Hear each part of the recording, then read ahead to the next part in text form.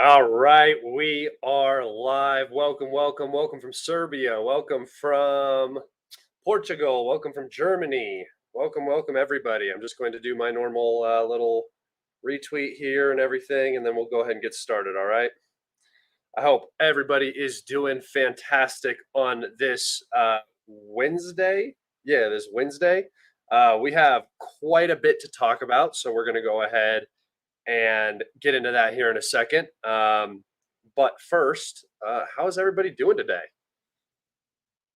I hope everybody is doing fantastic. Hello from France, Switzerland, Utah, Italy. It's time. Let's see.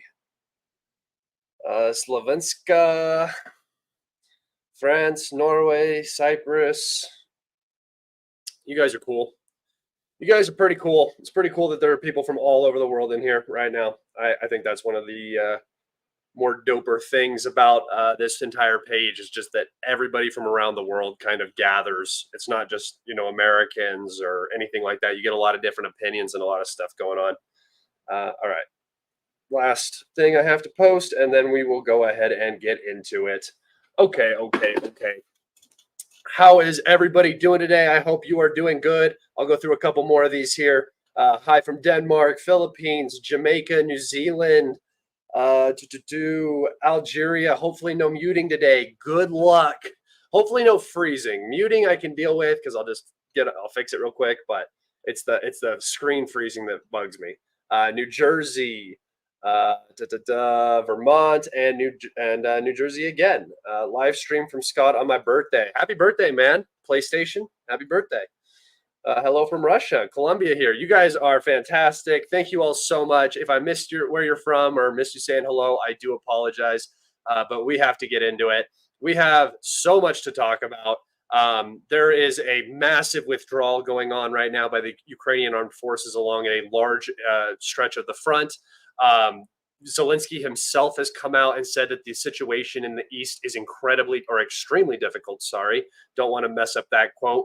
And it looks bad. This is what we've been talking about on this channel specifically for months now. I talked about it all throughout the summer. The attrition was starting to take hold on the Ukrainians. Their manpower was running out. Their ammunition was low. Western support was struggling.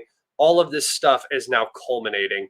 And the ability for Ukraine to visibly delay the effects of the attrition have completely disappeared. They used to be able to supplement with asymmetrical warfare tactics, a lot of uses of drones for the ammunition replacement, and then the overuse of manpower to plug gaps and prevent Russian advances. So that's how they kept up their PR and propaganda campaign for a long time.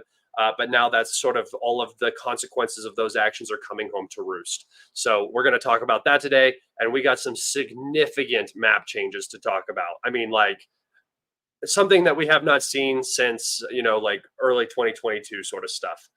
And remember, guys, if you have questions that you want answered during the stream, if you ask those with super chats, I will see those right away. We have one right here. Total Z victory from Sandman. I put them up and I'll read them off. So if you guys have questions, go ahead and get those in that way. If you do just throw up regular questions, I might answer them. I might not. I go back and forth between different screens, so I'm not always looking at the chat. All right, let's go ahead and get right into it. First and foremost, let me just think here. Let's just go over to the map. Let's just go over and talk about what's going on. Actually, I'm going to go to Deep State's map real fast, and we're going to do a quick little update via Deep State. All right. Let's go ahead and go here. And, oh, sure. There you go. Okay. So, yeah, you guys are seeing it. Zoom in here, and I just want to walk you through the last 5 days in Kursk. So we're going to go back here. 1, 2, 1, 2, 3, 4, 5. Okay, watch the blue area. Watch the white area for me. Here, let me make myself small so you guys can see. Ready? 3, 2, 1, watch. This is a time lapse.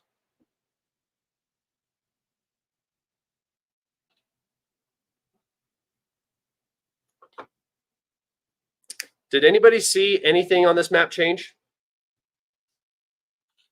Did anybody see anything, any territory on this map change? So, according to Ukrainian sources, the Ukrainian sources that are very closely connected with the Ukrainian government, the Ukrainians have not advanced in the Kursk region in their incursion in the last 5 days. That is 5 days without any progress.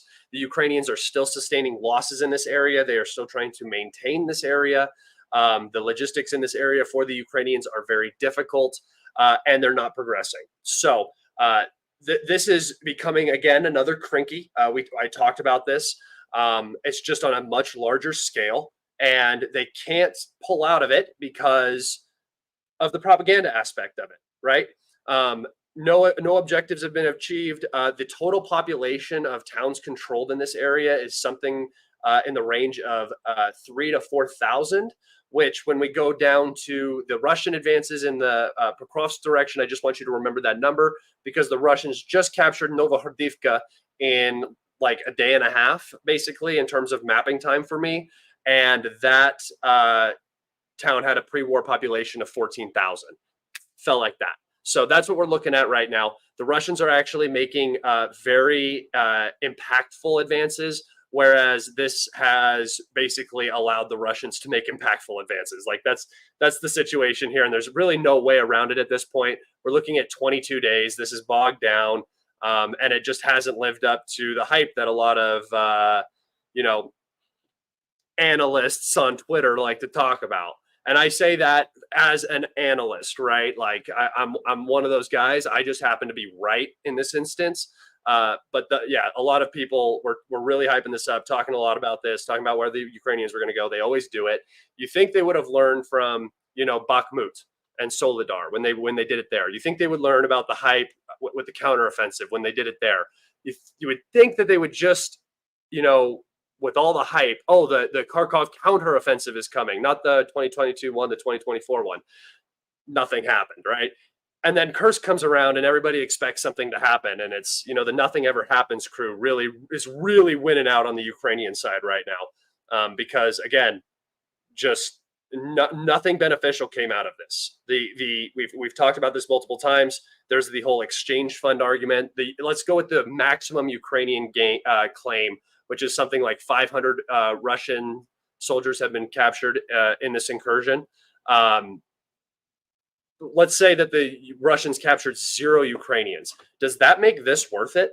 Because the Ukrainians are going to exchange those men back. They already have 115 Russian conscripts for 115 Ukrainian soldiers. And now your exchange fund is less and you gained 100 men. It's like, that's nothing. That's not worth the almost, I think it's getting close to 100 vehicles that have been visually confirmed lost in this incursion so far. Which is massive. That is a massive armor investment for the Ukrainians at this time to achieve nothing strategically. They didn't pull Russian reserves from anywhere else on the map. They didn't do anything. So, Kursk is in a deadlock sort of spot for the Ukrainians that if they pull out, they risk a massive morale collapse across the entire front, especially considering what is going on in the east. And if they stay, they're just going to continue feeding into a pocket. And there is no more iconic duo on this planet than the Ukrainian armed forces and a untenable pocket that they need to sit in for all of human history. Okay, let's go over to my map and talk about some updates. Okay, so overall, actually, things have been rather quiet along a lot of the front. Again, the two main areas, the Kursk region, where is the primary focus, although there's not so much fighting going on in this region as there is in the other regions. There's a lot more fighting going on around Kupiansk and stuff like that. There's just not as many aggressive Russian offensives like we see in the Pokrovsk direction or the New York and Donetsk direction that are yielding a bunch of territory. Any territory you see here is kind of from an active defense where the Ukrainians are weak, the Russians might push in and capture that territory. So no movement along this line at the current time. No movement along the Seversk salient. Very quiet from these salients too in terms of like combat footage and just everything. It's actually been kind of quiet from the whole Donetsk area. The big areas we get a lot of footage from is Sumy right now, from the Russians specifically. So that's not to say we're not getting any footage. We are. It's just not so much, and we're getting a very few footages out of this area that are presented by the Russians. So geolocations presented by the Russians. Besides raising flags, we do get flag raised videos. So that is something that we have seen. All right, we are 10 minutes in and we are looking at our map. So before I get into the main chunk of this map update, I just wanted to say thank you to everybody who followed me on my Patreon. We shot up again on that Patreon. Free members and subscribers. It was awesome. The new video's out. Go check that out. A new video will be coming out this week, and another video will become free this week. So a lot of content over there. If you guys wish to support me, go support me over there. And if you wish to find more of my content outside of my live streams and my YouTube page, you can go look in the description of the YouTube video and click those links to my Telegram and my Twitter. And that's where you can find 24/7 updates on everything going on in Ukraine and in the world, kind of in general. If there's anything important going on, I tend to talk about it. Also, I saw somebody say something. This Scott, by the way, massive deadlift. Congrats, mates. If you go to my Telegram, you will occasionally see me lift some heavy ass weights. So be sure to check that out too. All right. I said I do not run ads on my Telegram. I'm not going to run ads. I don't like ads. And if in exchange for that, you guys have to watch me lift every now and then. Okay, getting back into it. Let's start down here. This is actually a major advance. It doesn't look like it. It looks like almost nothing. But the Russians have advanced and are now within rifle range, one field's length of Vadyan. So that means that Vadyan is now likely in the gray zone, and combat is actively happening in this general area. The big goal here is going to be the number 3 coal mine. And then immediately after that, shooting south and taking the number 1 coal mine and pinching Ugledar and forcing a Ukrainian withdrawal. It is very likely that we are going to see Ugledar fall in this month. Sorry, it's August. It's the end of August. Within the next month. So within the month of September, it is likely that we will see Ugledar fall. It's actually likely we're going to see a lot fall around here. In the southern direction, just because of what's happening up here. But Ugledar especially is being pushed now by the Russians. You can see it here. You can see it all along the 0532 in Konstantinivka. And then there's also reports that the Russians have pushed up through this area and have potentially leveled the front along this road here. So, lots of movement in the southern direction. Lots of staging too by the Russians. We could see a rather big push in the southern direction. I've been talking about it for months and months and months, guys. I said as soon as the key indicators are hit, as soon as Pobieda was taken, because it wasn't taken at the time completely, or it might have been almost completely taken, but the front was right on it. I said once Pobieda is taken, once Novomihailovka, Perskakivka, and Konstantinivka were taken, I think it was Perskakivka and Konstantinivka because Novomihailovka was already captured. I said that the Russians are going to level the front along the 0532, and as soon as that happens, that's the go time for the offensive in the south. I don't know how many men that's going to include. I don't know if it's going to be this huge push, but the situation is getting so bad for the Ukrainians that the maneuver warfare and the big arrow sort of offensive stuff is no longer far-fetched. If you would have asked me 2 months ago, are we going to see any large-scale like big arrow Russian offensives at the in June-ish, I would have said no. I would have said it's not the right time. The Ukrainians are not attrited enough. Why would you do any of these large-scale offensives and take unnecessary casualties when you're sustaining, you're winning? If it ain't broke, don't fix it, right? That was my whole argument for months and months and months. That's gone now. The way that the Russians are advancing, and I'll just scroll up so you guys can kind of see this. The way that the Russians are advancing around Pokrovsk right now, this front line is completely broken. The Russians are moving through defenses quickly. Like I said, you can see here, Novohordivka, which I had talked about in my last update, has been completely captured. This town fell in about 2 or 3 days in total. In terms of like reporting, at least. I don't know on the ground how many days it took to fall, but it was definitely less than a week on the ground for the Russians. That's tragic. That this town, this like a town of this size and with this kind of defense structure, these high-rise buildings.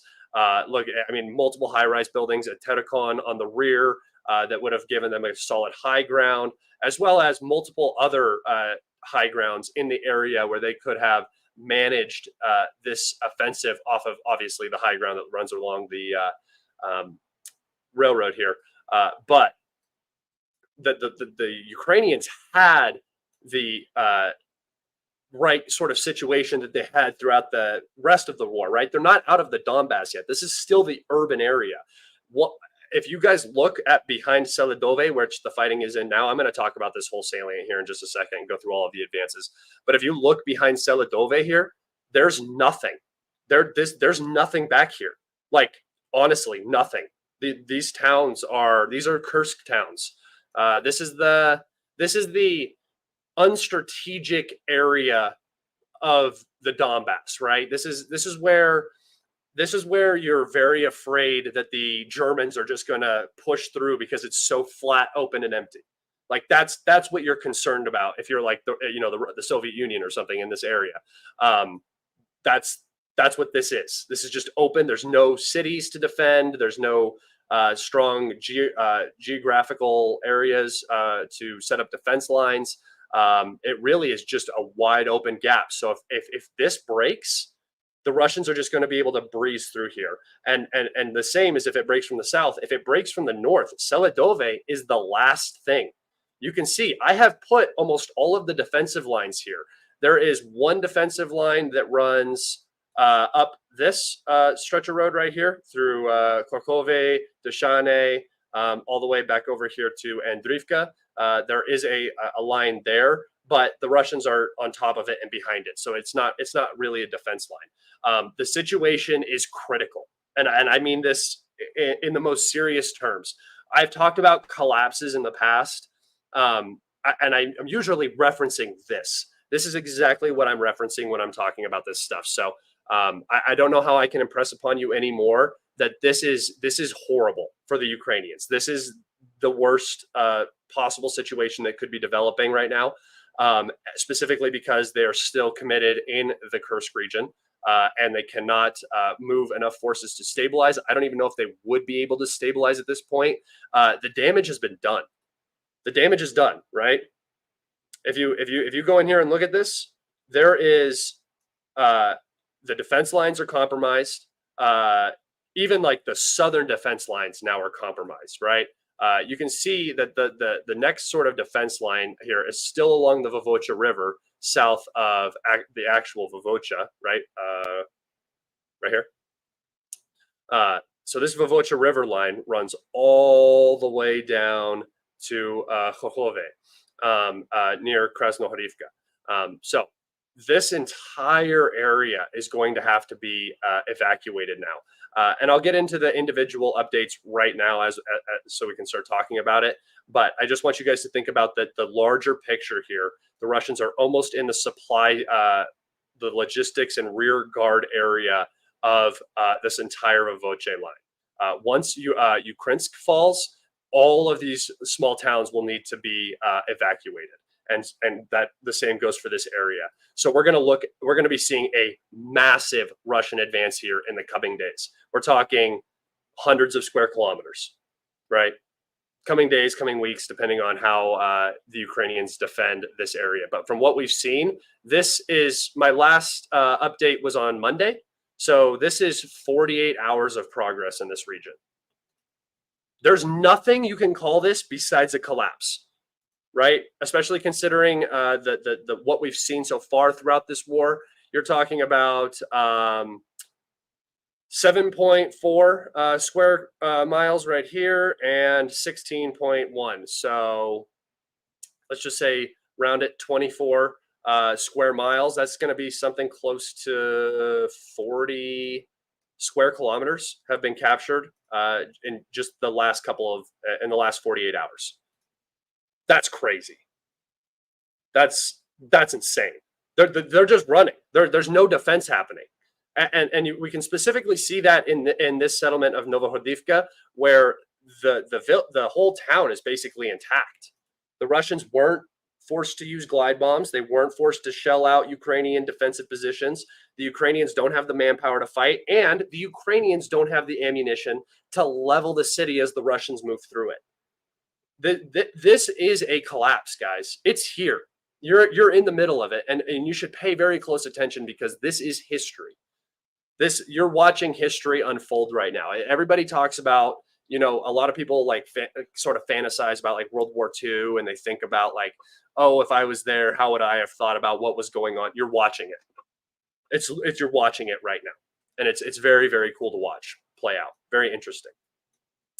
Okay, so the Russians have made a large advance, capturing this last fortification. I think I had it marked in pink or purple last time as probable Russian control or unconfirmed Russian progress. And I mean, as you can see, this is already a salient right here. I mean, the Russians are very, very close to cutting the actual last logistics line out of Karlivka and Halstanivka. Which means that all of the Ukrainians in this area are now in an encirclement, and these three fortifications or four fortifications will fall very, very quickly. Also, Russia is almost at the end of the defense line here. Yeah, this whole area is going to fall. It's just going to be this massive green circle here, and we can see the continued consequences of this collapse. Once this collapse happens and the Russians get down onto the Vovocha River on this large reservoir outside of Korkhove, they're going to be able to just control the entire southern flank. And now, like in my prediction video back in, is it May? I think I posted that, which you guys can go see. It's like number 86 on my videos. It's one of my more recent videos that I've actually done. I don't do a lot of recorded videos. The front line is going to look something like this very, very soon.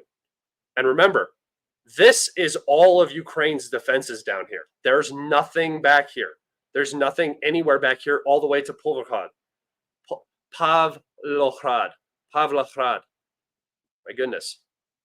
So the situation is critical, and it's only going to get worse. The Russians are nearly into Minorhad right here. So let's go from the top. Along the Krazini Torets River, the Russians have crossed and established themselves, likely in this defense structure here. This is what was mapped originally in the sort of from the geolocations and stuff. So I didn't give it to them yet, but they're likely in there if they're holding positions across the river.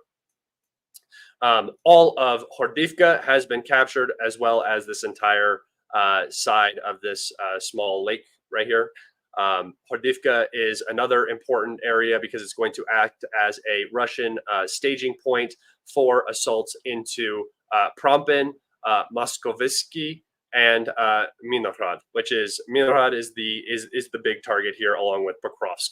I consider this one city, basically one very large city. It is connected here. I mean, it runs into each other. They were smaller cities. They just grew. So the battle for Pokrovsk has already likely begun with this advance, but we're waiting for confirmation on this. It would also be the rest of Hordivka, along with the defensive line behind Hordivka. All right, moving a little south. Like I said, Novohordivka has been completely captured. These two Tetikons have been captured, which is another important aspect. It's going to allow the Russians to launch another assault along this defensive line, which will bring them to the southern flank of Pokrovsk. And guys, I'm being very, very, very honest and serious about this. We could see Pokrovsk fall in a very, very short period of time. If the fighting in any of these other cities, how disorganized, how little actual fighting seems to be going on, the incredible lack of Ukrainian ammunition on this front, we could see Pokrovsk fall in 2 weeks. it could really get surrounded and become a very, very bad situation, especially because, I'm going to keep talking about this, this southern area right here is just a gap. And if the Russians can get behind and cut off supply into Pokrovsk, there's absolutely no way you hold this. There's no way you hold this, right? So if the Russians can break into these fields and just start cruising through them, which they very easily could, we could see a major, major, major collapse here in the south that could lead to a cascade that would basically end at the river. That there's no other defense lines in the area. It's why the east is so important. It's why there's been so much focus on the east for so long, is because the east is really controlling and holding back a majority of Russian forces here. Once this breaks and these forces are freed up, it's going to be a nightmare in this entire region. All right. All right, guys. I think that's all of the, oh, actually, I'll talk about these advances down here. All right. So the Russians have, and let's just count too. If all of this is right, the Russians have captured 1, 2, 3, I guess you would say 4, 5, 6, 7 settlements on this front in 48 hours is what we're looking at, or a majority of 7 towns. This one isn't completely captured, but this is likely in the gray zone right here. Seladove is actually probably fallen at this point. Again, 2 huge moves that were made in the past 48 hours was the capture of this Terikon, and then a massive armored assault from Novohodivka down through these fields. They came around this Terikon and captured the industrial waste heap here, along with pushing into Seladove. Like I said, reports were coming in that Seladove had basically no defenses built. They didn't have the manpower to even start building them while they were trying to hold the line. So this is it. This is the end of the defense structure right here, guys. This is the breakthrough. I think it's going to come in the Seladove direction and head southeast or southwest. Southwest down here towards Andrivka, and then to Velika Novosilka, and just wrap up this entire line of defense right here. The Ukrainians can't get themselves established at all to defend against this, right? They're not going to be able to, like where's artillery going to be firing from? They can't establish a front line. The front line's moving so fast. So any, standard logistics for ammunition, for, self-propelled guns in the rear, anything like that, it's going to become a mess. It's going to become a hot mess. And Zelensky got on his little nightly report for Ukraine on Twitter and made it very, very clear that is exactly the situation in the East. All right, guys. Does anybody have any questions about the map real quick? If you have a question about the map, throw it up right now before I click off of the map and start talking about some other stuff. I am curious. I'm just going to go and get a Twitter post for you guys. Okay. Okay, that's it. All right, let's look at some of these questions. See if you guys got any questions here. Scott, can you compare these Terikons to the Avdiivka Terikon? These are obviously less fortified, but they're smaller as well. I actually don't know. The Avdiivka. So the reason why the Avdiivka Terikon was so important was just its location, right up against the industrial facility here, with the road running along the back, right?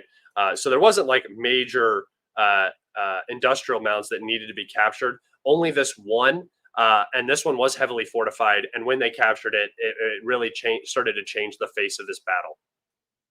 These Terikons are less significant in what they mean to the overall battlefield because of where the battle's at now contextually, right? The Russians don't they don't need these Terikons, and the Terikons aren't helping the Ukrainians fight necessarily all that much because of how fast things are moving and how dynamic the battlefield is. But previously, 2 Terikons like this in one area would have been much more beneficial than the one over Avdiivka. It was just this one over Avdiivka was the key to unlocking the entire city. But you can tell that these are much bigger. They're bigger industrial areas. They're bigger mounds. So, all right.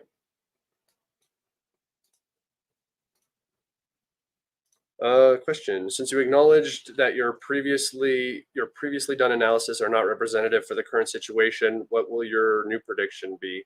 Yeah, so that's a very good question, honestly. So when it comes to war, I mean, it's always changing, right?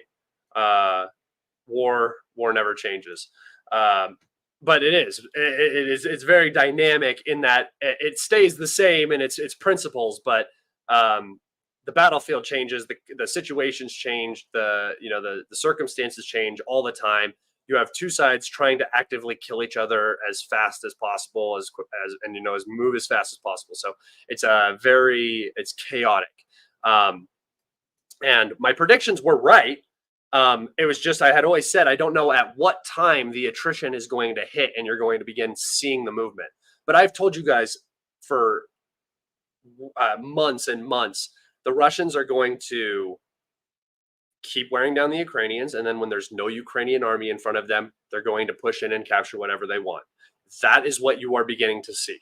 So it was more that my prediction. It wasn't that I was like. Well, it was. I guess you could say that it was. It's not representative anymore. It is very representative of exactly what happened. But in terms of like exact contextual, being identically the same contextually, the this current situation is much more open to the Russians. I think that the Russians are on they're on their toes. The Ukrainians are on their heels. The Russians have the full initiative, and they could basically launch an offensive. I think on any part of the front, and the Ukrainians would have a very very difficult time dealing with it. And if they tried to deal with it, and they really got into a slug like fest with Russia somewhere, maybe Zaporozhye, maybe Kherson, maybe Sumy region, they try to push this out. Maybe they push in over here. Belarus does some crazy stuff. Whatever happens, war, anything can happen. The Ukrainians are not going to be able to hold Pokrovsk, right? So it's like a match of tic tac toe, and the Russians went top corner, bottom or top corner, opposite corner, caddy corner, and the bottom corner right down here. And now you're screwed up, and the Ukrainians have no move. Whatever move they make, they're going to lose, right? That's the sort of situation that the Ukrainians are in. Previously, I would say that they were on a more equal playing field.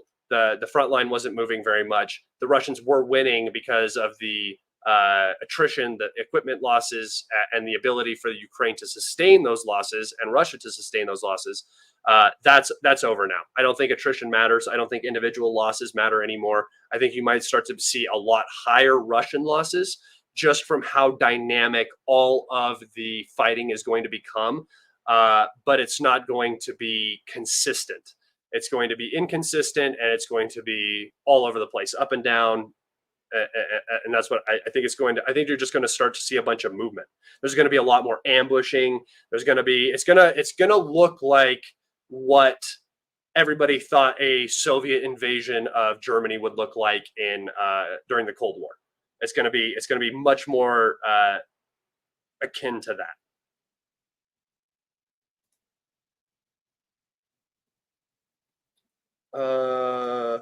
Would you ever consider attempting the world record in pull-ups? Pull-ups suck. No, I couldn't. I weigh too much. No changes in Kursk. No, sir.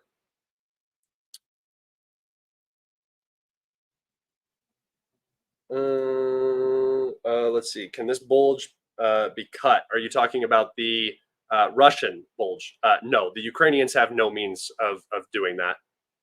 That it could if there was another army, but the Ukrainians can't hold their lines from the Russians. How are they going to stage and form a counterattack to cut off anything?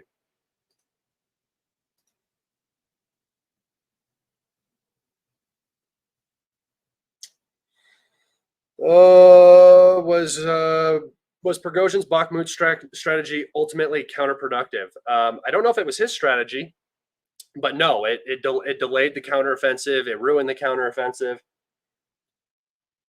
and it cost Ukraine an army. So no. We have a question. As Russia advances towards the Dnieper, I would humbly request you do an increasingly over-the-top soy jack reaction face in your thumbnails. Yeah, the classic YouTube thumbnail. Oh man, maybe just for you. When do you expect Vuhledar to fall and the South Front to wrap up? Putting a date on it is dumb. But I would say by the end of October, I think that most of the southern region is going to see a lot of complications. I think it's just going to be. I think that if I make a prediction about where it's going to happen, it's just going to happen somewhere else, which is fine. I don't care. It's a prediction. It's not always going to be right. But if I say that they're going to push in here, it's going to be like you're going to see an Ugledar breakthrough, and they're going to wrap it up from the south, or it's going to be a Kupiansk breakthrough or some stupid shit, and then the whole. Every prediction I made is just going to go out the window.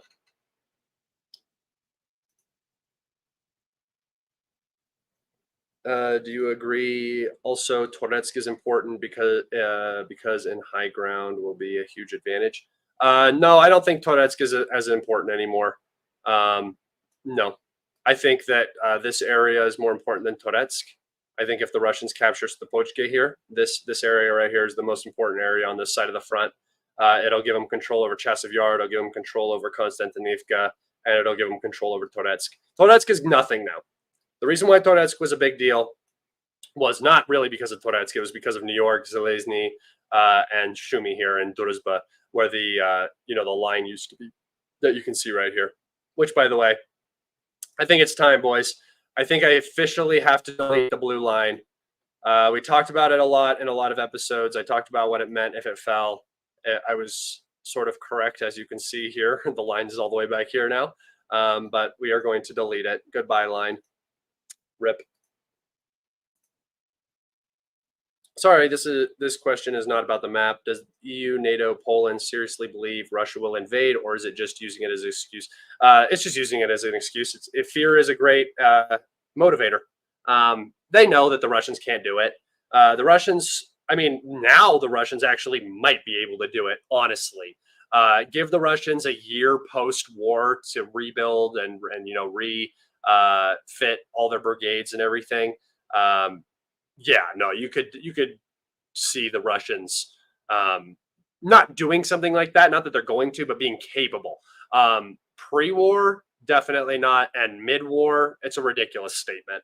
No, there's no threat of the Russians. The Russians are, pushing through the Donetsk, oblast right now. They're not over here. This is so much. This is so much to do and to work through. To then be like, we're going to invade NATO. And then also the consequences of invading NATO. See, Russia isn't like the West. Russia isn't going to say these ridiculous, ludicrous things, like we're going to invade or something like that. No, the Russians threaten their nuclear doctrine and nuclear deterrence. But Poland is always making up threats towards itself of Russian invasion. Same with the three Baltic countries. They do the same thing. This is important to Russia. This is important to Russia right here. This is of vital national security interest to Russia. It has cultural connections. It has historical connections. This is important. This part isn't even really important to Russia. And this is definitely not on Russia's agenda at all. Why would you want to control Poland when you can just sell them all of your energy forever and become an ultimate economic partner right then and there? Right? It just makes sense. It's easier war is difficult. War is costly. War is stress. War is... It's just a constant risk that you're taking on. End the wars, live in peace, and dominate economically. That's what the U.S. has basically been doing. And then every war that the U.S. gets into is a pick and choose war where we get to decide we're going to go beat up on somebody, which is a good way to run business because you look really strong all the time. Oh, I spilled. All right. I'm going to take us over to my Twitter, and we are going to look at my bookmarks here because we have a pretty interesting story. So I'm just going to read this. Unfortunately, we have two more losses. Mr. Oleski Suryovoyuch. I'm sorry, guys. I'm not very good at names. Born on October 20th, 1993, served in military service under a contract and was enrolled in the personnel of a military unit as a commander support squadron deputy commander of the operating room. So this is a weird translation, but basically, guys, we have confirmation that during the Russian missile strike on the 26th, which was 2 days ago, the big one, the Russians struck an airfield in Ivano-Frankivsk region, which I did report on. It is believed that it was likely a Kinjal that hit the facility, and a pilot died. This gentleman right here, he is one of the F-16 pilots. So one of the 6 F-16 pilots was reportedly killed in a strike. Now, it doesn't necessarily mean, it could mean that the F-16 was shot down, but we don't know. The Russians did claim, or I think that there was a claim that a base hosting F-16s was struck, which would be this base. And we do know that there was a leak, a OPSEC leak by the Ukrainians, which did expose the area which the F-16s were in, which airfield they were at, basically. I think it was actually this video right here, where the pilot, who is the person that we are talking about, didn't show his face on camera, faced this way the whole time, was talking to the mother of another Ukrainian Air Force pilot who had been killed in service. They did this propaganda thing, and now he's dead.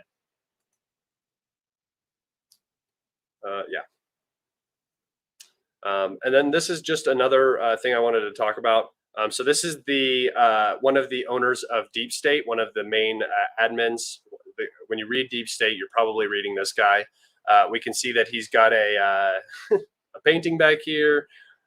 He's got some slanty words. It looks like sharp edges.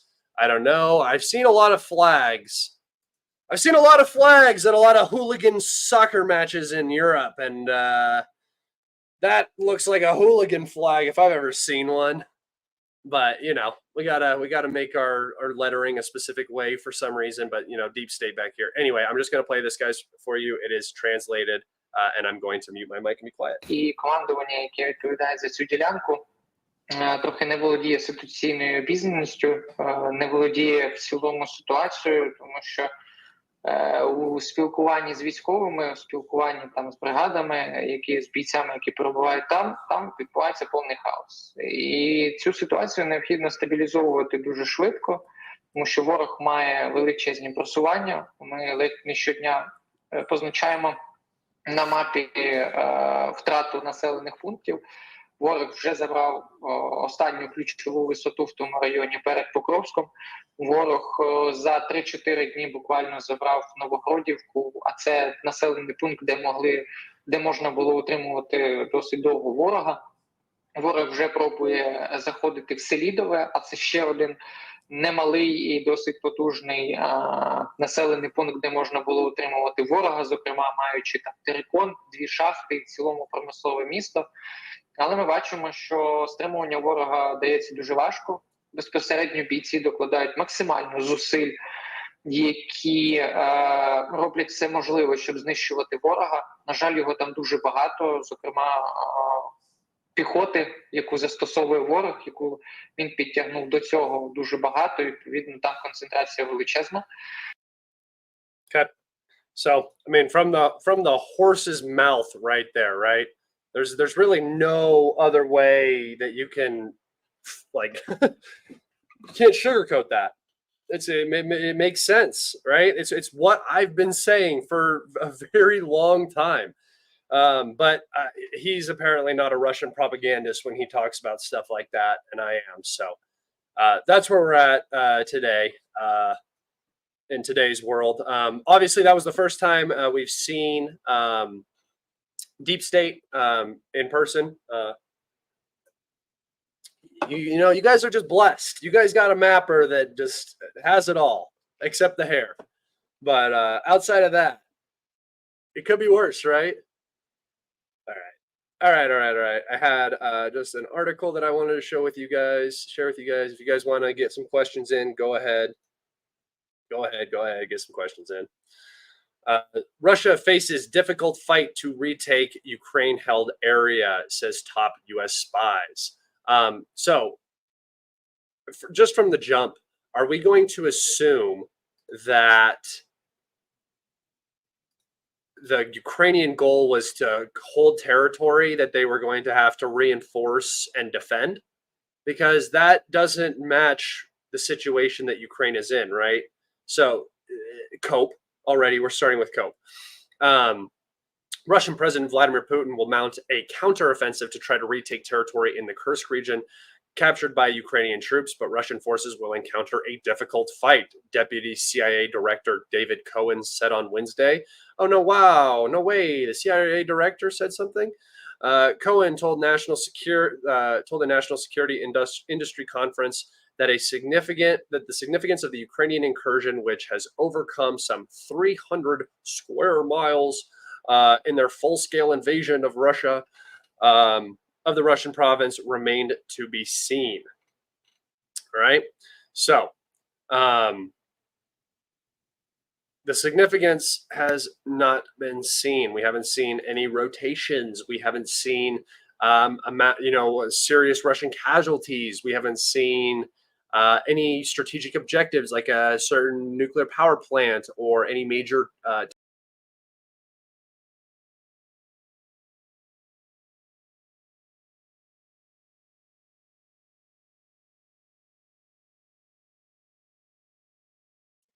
Sorry, I just clicked clicked the back button on accident. My bad, guys. Dear Lord, you can barely read.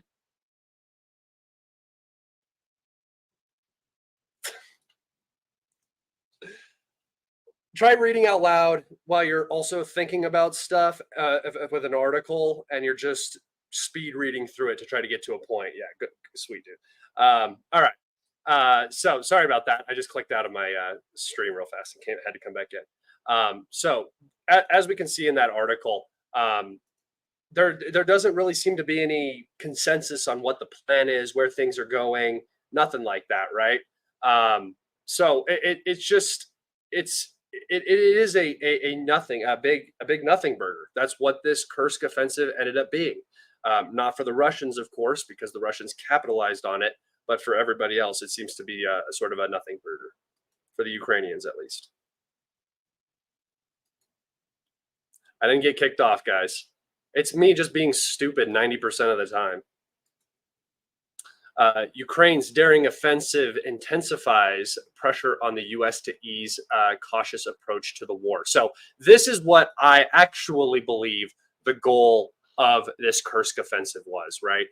Not so much to actually achieve something in a literal physical sense, but to change the perspective of the West on Ukraine being able to do things like quote unquote cross Russian red lines and not be punished for it. So invading, controlling a piece of Ukraine, and Ukraine not being nuked for that is somehow supposed to show the Western alliance that they can do whatever they want, and all of the support that they're going to be given can be used to the most extreme degree without the Russians responding, right? That's not what ended up happening at all. And the U.S. will not allow Ukraine to use long-range strike systems inside of Russia. They've made that very clear. Ukraine is talking about developing their own ballistic missile and long-range cruise missiles or whatever. Good luck. You might produce 10 or 50. Let's say you produce 100. What did those 100 ATACMs do for you? Nothing. That's not going to change the war. It takes thousands of missiles. The Russians are launching dozens of Iskanders every day at Ukraine. It doesn't really change that much. It's finally starting to take effect, but how many more missiles have the Russians fired than have the Ukrainians fired? It's got to be like 20 to 1 or 30 to 1. It's unbelievable difference. So all right, if you guys have any questions, go ahead and get them in. How hard was it to just stay neutral? Oh, Ukraine. Yeah, exactly. It would have not been hard. They could have been very pragmatic and enjoyed both economic benefits of the West and the East. They could have been building ships for people and doing all sorts of stuff, but corruption and culture, honestly, can really bring a good situation down around you.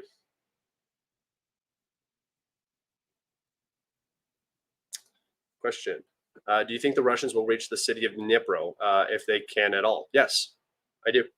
I think that as soon as you see Seladove and Pokrovsk fall, there's nothing standing in between the Russians and the river. Like legitimately, guys, there is nothing standing in the way. The Ukrainians might try to bring in something, but they have no established defense lines. The Russians will just be able to move through it. They do not have minefields. The Russians will be able to move through it. It's going to be a very real problem, and they're already prepping their audience. I'm telling you guys, next week's episodes are going to be bonkers. The week after that, you're not going to recognize the map. The month after that, who knows what state the war will be in. That's the reality of the situation that we're in right now. If it keeps progressing at the same rate, I'm not saying that the Ukrainians can't do something to prevent it, but where is it? They're not talking like they can stop it. They're not talking like they can try to stop it. So I'm expecting this to just kind of continue snowballing. It's already snowballing, and it's already like the bottom part of a snowman. That's how big this snowball has gotten. It has to get to like an Indiana Jones size snowball, but it starts to get really big as it gets larger.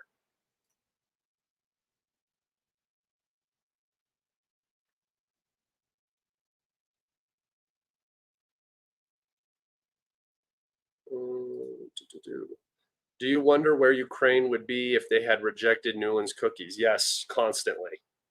Happy, alive. The Nazis probably wouldn't have been too happy, but everybody else would have been happy.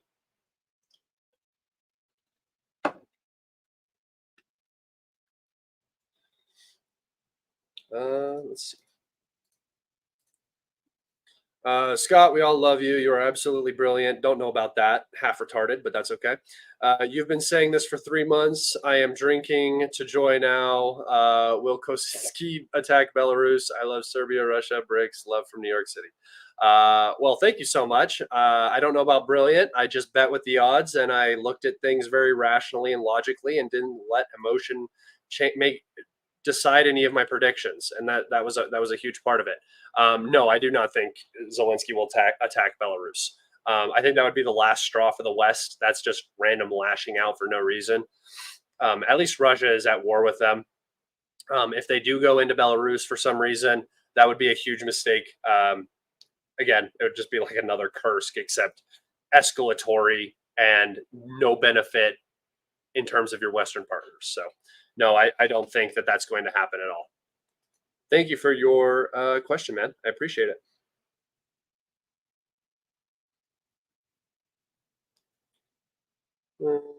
Will this war sober up Russia and reduce corruption? It already has. It already has. You're already seeing all of that old guard, all of the, other than like the 3 top guys, right? There was so much corruption at the lower level. I'm not saying there wasn't corruption at the higher levels. Sure there was, but there's corruption at the higher levels everywhere. That's what government is. That's what politics is just corruption. In the US, every single congresswoman, Senate, or congressman, congresswoman, everybody in the Senate, they all make way more money than they should be making, right? That's corruption. It's just how you label it and how it looks and is perceived. So yes, the war has already done that. They've already done multiple purges. It might be corrupt still, because it's hard to root out corruption, especially when it's in like places that have been notoriously culturally, historically corrupt for forever, like Ukraine and Eastern Europe and a lot of these places, and Russia. But at least all of the corruption is sort of goal oriented, if that makes sense. You're never going to get rid of it, but as long as it's not detracting from the war effort and from the military and stuff like that, it's not as big of a deal. And I think that a lot of that has been weeded out. A lot of the very super selfish corruption cases and stuff like that. But also, I think some guys were removed from positions because they didn't like them in those positions on corruption charges that were probably sort of trumped up or were known about and being ignored for a long time. And then they just decided to use it against them. When do you think Russia will take Pokrovsk? I said before the end of September, I think now. Scott, what do you think of the old Turkish proverb? When a jester takes the throne, he does not become a king, but rather the palace becomes a circus. That's not true, because I would make a great king, and I'm also a clown. So I don't know. I don't think the Turks know what they're talking about on this one. It's apt. It is an apt proverb for this situation in particular. What do you think about the 4-stage plan of Zelensky to defeat Russia? He's going to Washington next month to get the green light on it from Biden. Doesn't matter. The Russians aren't going to negotiate. So I don't know what stage plans there are. The U.S. isn't going to start delivering some massive amount of equipment. The Ukrainians can't start birthing babies that are 18-year-old men to go fight. No, I don't. It doesn't matter. This is all just theater. It's always been theater. I was saying it was theater when the Ukrainians were going to China. It's just theater, man. Enjoy your updates. Thanks for your time. Thank you for your time. Thank you, everyone, for being here. You guys are awesome. You guys are awesome. Bro, why are you not blocking NAFOTARDs on your Twitter account? Come on, bro. They made me, dude. They made me. How am I supposed to block the people who literally were there for me when I was a nobody? They brought me up. The reason you know about me is because of them, so maybe have some gratitude, dude. Because I don't block people because of their speech. If they're posting something entirely inappropriate or something like that, I'll block them. But most of them are really sad, pathetic losers, and it's really easy for me to use them for content or laughs and just a personal ego or morale boost. It's like a constant pick me up. It's like standing next to an ugly person 24/7. It's awesome. Question: what do you make of History Legend's absolute fail in his analysis of the Kursk situation? I think that he is reaching a very, very broad audience, and he has to make his videos interesting from time to time. Part of this is entertainment, guys. Part of the reason why you watch me, if I was sitting here and I was talking like this the whole time, and I was like, the Russians have moved from Pokrovsk down to this and then this, that's not fun, right? Half of the reason that you guys are in here watching me, the reason I would be in here watching me is because I'm like slightly unhinged and just different from most of the people in this information space, right? I would personally say so. When it comes to videos like that, you're going to take L's. You're going to take L's in this thing. History Legends has done so much good work, and his videos take so much time and so much research. I'm glazing right now, but this is hard work, guys. And his is like a professional level of hard work compared to my, 5-minute half-ass stream that I put together. And I come on here and I'm like, for an hour and a half. no script, just rambling. He really does a lot of work. So I'm very cautious about knocking him for any of his takes. People are wrong sometimes. I don't know. I didn't see that video. I just watched his New York Donetsk one, but I haven't seen that one. So, was the Bucha massacre real? Parts of it, yes. The narrative around it, no, is not real. There were civilians that were killed. It was an active, very fluid combat zone. There were probably war crimes committed by the Russians, probably war crimes committed by the Ukrainians. It's a war. War crimes are committed. But the whole genocide, war, like massive war crime, Bucha massacre thing, no, that's not. In my personal opinion, I don't think that holds as much water. I think that there are aspects of it that you can argue are, true, but the whole thing combined is just another propaganda narrative push.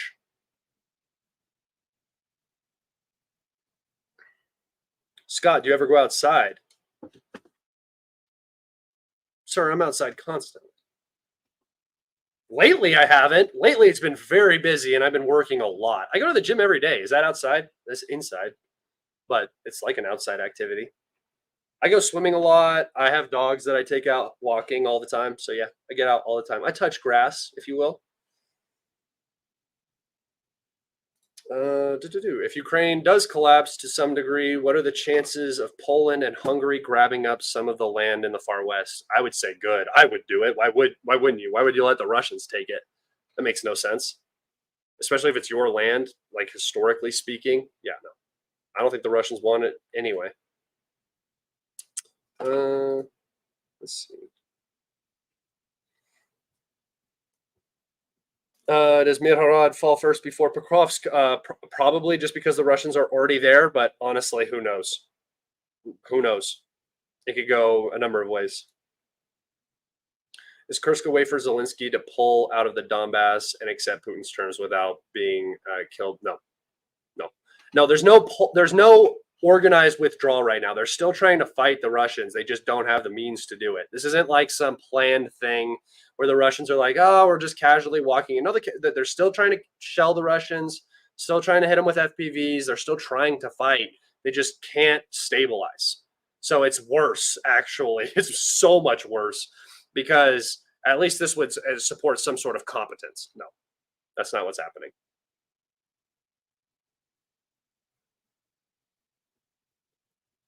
Hey, Scott, is Ukraine cooked? Yeah, bud, they're cooked. They're cooked bad. Did you hear the Estonian EU representative call Russians with a racist slur? Because basically the N-word for Russians. No, but I'm glad. Do I get the R-word pass?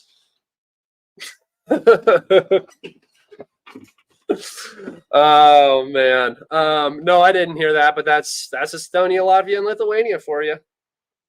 They do be doing that.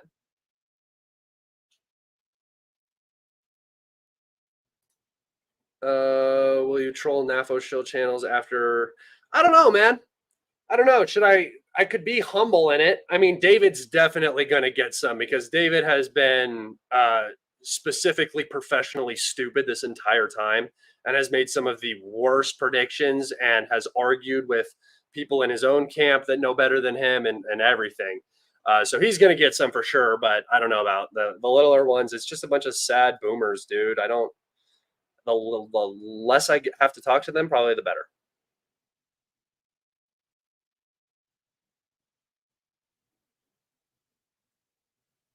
Who is retreating, Russia or Ukraine? Not Russia.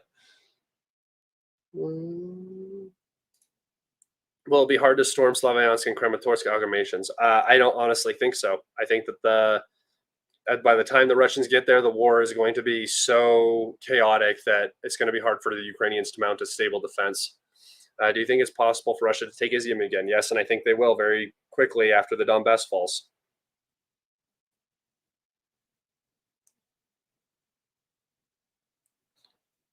All right, guys, that's where I'm going to wrap it up. I'm getting tired. That is an hour and 4 minutes. Thank you all so much. We killed it. I will probably, I don't know if I'm going to do an episode tomorrow. If there is some major event, I'm doing an episode right away. Very well could be. But we'll see. We'll see when it happens.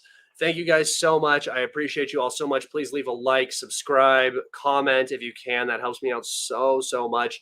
Go check out my Patreon. You can become a free member and get access to 13 free episodes of Demonetized, where I go over combat footage and stuff like that. And be sure to go follow me on my Telegram and Twitter, where you will be notified of these live streams so you never miss one. And you'll be able to get constant updates on the war in Ukraine. Thank you all so much. The mic is going upside down. We didn't mute one time this entire time. We made it, boys. Congratulations to us all. I will see you on the next one. Be safe.